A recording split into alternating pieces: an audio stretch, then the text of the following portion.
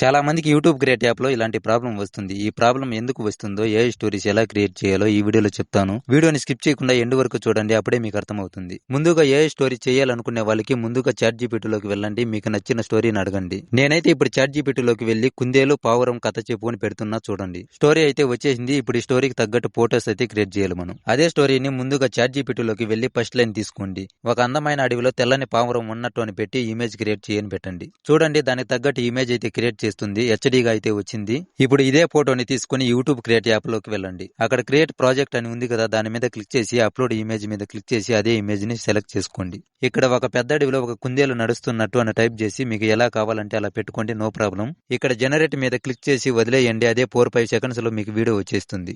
Use video మీద click చేసి మీకు యూట్యూబ్ లోకి డైరెక్ట్ గా అప్లోడ్ చేయాలంటే అప్లోడ్ టు యూట్యూబ్ అని ఉంది కదా, దాని మీద క్లిక్ చేసి డైరెక్ట్ గా యూట్యూబ్ లోకి అయితే వెళ్ళిపోతుంది.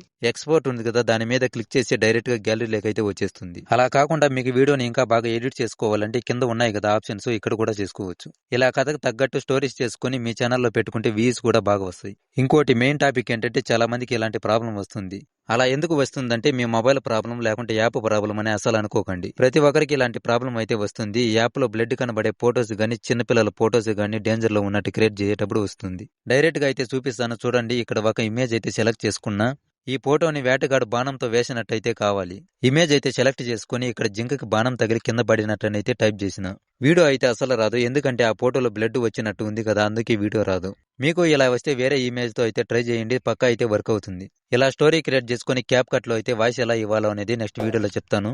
ఈ వీడియో మీకు యూస్ఫుల్ గా అనిపిస్తే లైక్ అండ్ సబ్స్క్రైబ్ చేయండి.